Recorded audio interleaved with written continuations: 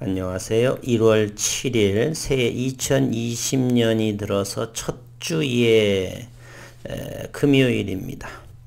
SK바이오팜은 또다시 95,000원 이하에 도달을 하면서 다시 한번 장기적인 또는 단기적인 관점의 매수 시점이 도래해서 이 물량은 최소 10만원 이하, 그러나 올해 2022년도에는 보다 더 10만 5천원, 11만원에서 단기 물량도 팔 수 있지 않을까 하는 그러한 생각을 가져봅니다. 우선은 며칠 전 어제와 오늘 또 올라온 기사를 잠시 한번 점검해 보고요. SK바이오팜 CNS 중추신경계 치료제의 글로벌 강자로 SK바이오팜이 부상하나라고 했고요. SK바이오팜이 글로벌 중추신경계 시장에서 선두주자로의 도약을 노리고 있다. SK바이오팜은 이미 미국 식품의약국에서 허가받은 신약 엑스코프리, 스노시, 솔리암페톨에 이어 카리스마메이트의 글로벌 임상 3상에 착수를 했습니다.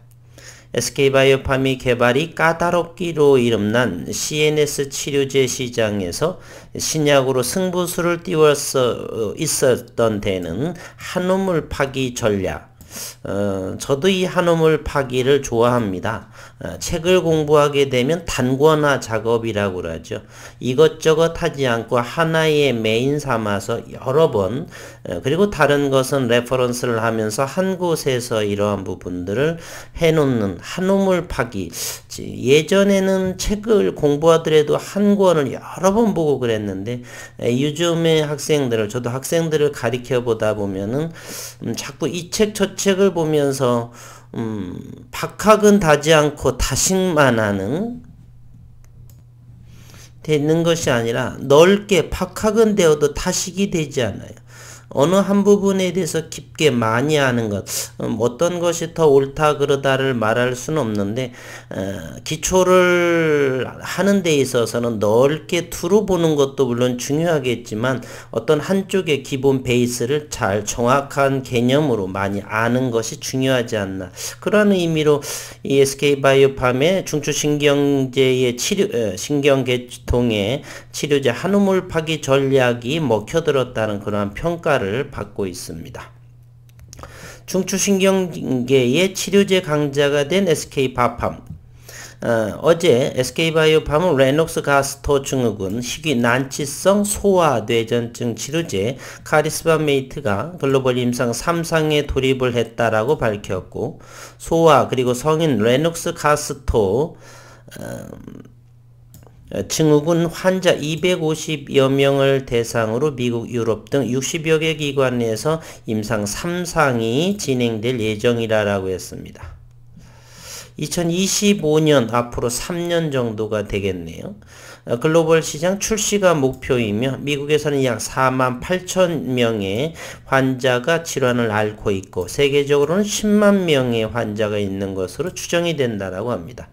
카리스마메이트는 SK바이오팜의 신경질환 신약 파이프라인 중 세 번째 단계가 앞선 약이고, SK바이오팜이 미국 재즈 파마슈티컬즈의 기술 수출한 수면장애 신약 스노시는 2019년 3월 FDA로부터 허가받아 그해 7월 미국 판매를 시작을 했고요. SK바이오팜이 후보물질 발굴부터 임상까지 전 과정을 독자적으로 진행한 뇌전증 신약 엑스코프리는 지난해 11월 FDA를 허가를 받아 2020년 5월 정식 출시가 됐습니다. 지난해가 아니고 같은 해라고 한다라면 2019년도 11월을 얘기하고요. 2020년도 5월에 정식 출시를 하게 되는 것이죠.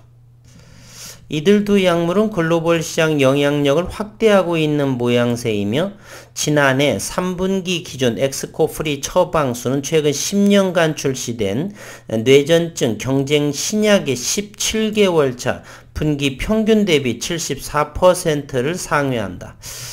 그러나 주가는 바닥이 있다는 것입니다. 좀 슬픈 일이긴 하지만 최초 대한민국의 FDA 신약으로서의 현재 기사나 여러 가지 처방수를 이렇게 보게 되면 이제 앞으로 내년도 올해 2022년, 23년도 정도가 되면 어느 정도 나타나리라고 저는 생각을 하고요.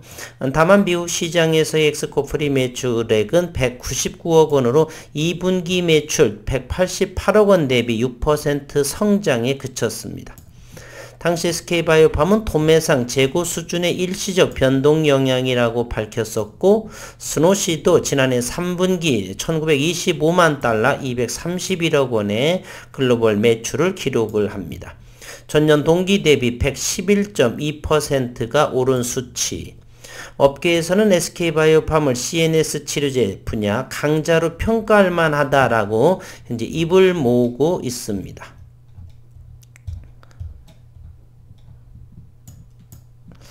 여재천 한국신약개발연구조합 사무국장은 CNS 치료제만 놓고 보면 국내에서는 필적할 만한 상대가 없고 CNS 치료제의 경우 통계적 임상적 유의성을 확보하기 어려운데 여기서 고무적인 결과를 내고 실제 상업화했다는 데서 글로벌 CNS 강자라고 감히 이야기할 만하다. 지난 10년간 미국에서 중추신경계 신약을 출시한 제약회사가 13곳 중 SK바이오팜이 국내의 기업으로서는 현재 유일한, 그럴 수밖에요. 3상을 통과한다는 것은 어마어마한 자금력을 가지고 있는 대기업이 아니고서는 자금 조달하기가 어려운 상황이죠. 한 우물을 파고 기술 반환 대응책을 잘 짜서 현지화 전략에 승부수를 띄웠다. SK바이오팜이 CNS 시장에서 주목받는 위치에 오를 수 있었던 데에는 선택과 집중 전략이 주요했다는 평가이다. 우선 CNS 치료제 한 우물만을 봤다는 것이며 SK바이오팜은 1993년 대략 18년 전으로 아니죠. 93년도라면은 28년 전 정도가 되나요? 29년 정도. 신약 연구 개발을 시작한 이후 약 30년째의 CNS 분야 혁신 신약 개발에 집중해 오고 있다. 현재 엑스코프리, 스노시, 카리스마메이트 세 파이프라인 외에도 5개의 CNS 치료제 파이프라인을 현재 가지고 있습니다. SK바이오팜 관계자는 CNS 질환은 발병 원인이 잘 구명되지 않았을 뿐만 아니라 시장 내 미충족 수요가 높은 영역이다. 아직 블록버스터 신약이 많지 않아 세계 시장에서 경쟁이 가능한 신약을 만들어낼 수 있을 것으로 판단했다라고 관계자는 설명을 했고, 기술 반환 대응책을 잘 짠 점도 긍정적이었다. 이번에 글로벌 임상 3상에 작수한 카리스마메이트는 1999년 존슨앤존슨에 기술 이전되었다가 권리가 반환된 약이다. 존슨앤존슨은 2008년 16세 이상의 부분 발작 환자 대상 치료제로 허가를 신청했다. 그러나 FDA 문턱을 넘지 못하고 EU SK의 권리가 돌아왔습니다. 당초 우울증 치료제로 개발됐던 스노시도 2000년 존슨앤존슨의 기술 수출이 되었지만 효과가 입증되지 못해 반환이 됐었고, 업계에 따르면 기술 반환된 약이 실패 약물이라는 각인 탓에 개발이 흐지부지 되거나 상업화되지 못하는 사례도 적잖이 많다. SK바이오팜은 적응증을 받고 다시 개발의 약을 살려냈으며, SK바이오팜 관계자는 CNS 분야 전 주기에 걸쳐 연구 개발 경험과 데이터가 있었기에 신약 재창출이 가능했다라고 설명을 했습니다. 현지화 전략도 한 수로 작용을 했고, SK바이오팜은 미국 현지 SK라이포사이언스를 설립해서 여러 현지 전문가를 영입을 했고, 존슨앤존슨에서 뇌전증 치료제 토파맥스를 개발한 경험이 있는 마크 케임은 최고 의학 경영자가 대표적인 예에 해당이 됩니다. 일각에서는 SK바이오팜이 CNS 치료제 시장 영향력을 확대하고 있다는 점은 긍정적이지만 글로벌 제약사로 도약하기 위해서는 중장기 전략이 관건이라는 이야기도 나오고 있습니다.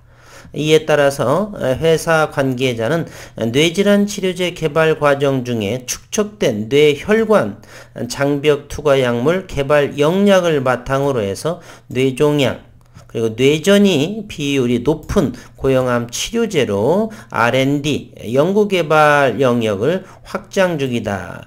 요것이 바로 이제 새로운 성장 모멘텀이 아닌가 하는 그리고 파이프라인에 도입을 또 한다라고 그러죠. SK바이오팜이 이제 1년 남짓이 좀 지났습니다. 상장된 지 2020년 7월에 상장이 되고 이제 1년 한 대략 4, 5개월 정도 지났는데 올해 2022년 대호의 해에 명실공히 최초 FDA 신약의 명성에 걸맞게 큰 호랑이 등에 타서 질주하는 그러한 바팜이 되기를 바라고요. 이제 쿼드러플 바닥의 일봉상에서의 바닥을 다시 한번 터치를 합니다. 전일에 3%대의 큰 폭의 하락이 나왔고 가장 저가가 92,700원, 95,000원 이하에도 괜찮은데 아마도 94,000원 이하에서 또는 93,000원 이하에서 일부 주주님들도 담았지 않았을까. 이곳에서는 이러한 전망을 기업을 공부하신 분들이라고 한다라면 조금은 불안했었을지 몰라도 저는 그렇게 불안하지는 솔직히 않습니다. 그래서 과감하게 94,000원 아래에서 담아서 사실 어제 영상을 하려고 했었는데 다른 종목도 역시 다 반등을 했던 사실이고요. 그래서 다음 주 1월, 2월, 3월 정도를 보면서 이제는 서서히 또 매출 증대로 이어지면서 좀 다시 한번 단기 물량은 10만에서 또 다시 처분할 것인지 아니면 그 이상에서 처분할 것인지 그것은 시장 흐름에 맞추어서 물론 조금 더 밀리게 되면 2차 단기 매수를 들어가면 될 것이고요. 그와 같은 전략으로 집중하시면 되겠다. 아니면 그렇지 않으신 분들은 추가 여력이 없으신 분들은 함께 기다려 보는 수밖에 도리가 없을 것 같습니다. 우선 국내 글로벌 시장을 한번 바라보게 되면요. 그렇게 현재로서는 나빠 보이지는 않습니다. 테이퍼링의 재정 긴축을 미국에서 한다 손치더라지만 팬데믹인 상황에서 그렇게 초고금리로 올릴 수도 없는 상황이고 0.2% 올 6월에서 3월로 이제 테이퍼링을 단축시켜서 3월 정도의 금리 인상 뭐 여러 부분이 있겠지만은 제한적이지 않나 하는 그러한 생각을 가지고 있습니다. 유럽 증시 역시나 마찬가지요. 따라서 어느 정도의 현재 다우존스가 36,200에서 12월 정도의 국내 증시에만 좀 조정 대주주 양도소득세 문제 이러한 부분으로 인해서 국내 시장은 위축이 됐었고 그리고 미국 시장 다우존스나 나스닥은 거의 16,000원을 돌파한 그러한 흐름까지 그 정도까지도 상당했었고 그래서 현재로서는 조금 조정받는 15,080이 나스닥인데요. 15,000 금방 언저리 또는 14,000원대 정도라고 한다라면 충분하게 어느 정도가 안정이 되면서 글로벌 시장의 금융시장은 글로벌에서의 금융시장은 안정적인 모습으로 이렇게 보여집니다. 매출이 진행이 되고 블록버스터 급의 신약이 이제 세로바메이트가 되어준다라고 한다면 충분히 상승 여력은 가능하지 않나 이런 생각을 해봅니다. 오늘 수급 상황을 살펴를 보게 되면 신용시장 아니죠. 이건 잘못됐네. SK바이오팜이 현재 7조 4천억 원의 시가총액을 보이면서 신용시장 0.86 공매도가 오늘은 15,779주가 형성이 됐고요. 그리고 현재 대차 잔고의 모습은 243만 주 정도가 대차를 하고 잔고로 보여집니다. 최근에는 조금 줄어든 모습을 하고요. 대차 잔고가 240만 주는 그렇게 많지 않은 것이기 때문에 신경은 그렇게 쓸지 않아도 될 것 같다. 5.98%의 외국인 보유 468만 주를 하고 있습니다. 6%에서 조금 밀린 상황이네요. 현재 외국인 보유는 5.98%라고 한다면 최근 들어서 가장 적은 보유 비중이 아닌가 하는 그러한 생각을 하게 됩니다. 468만 주. 지난해 2월 24일 블록딜에서 이제 완연하게 벗어났으면 하는 바람을 가지고 있습니다. 매출로 이제 빠르게 이어져 가야지만 주가의 회복은 상승한다라고 생각을 합니다. 수급 상황을 한번 보도록 하겠습니다.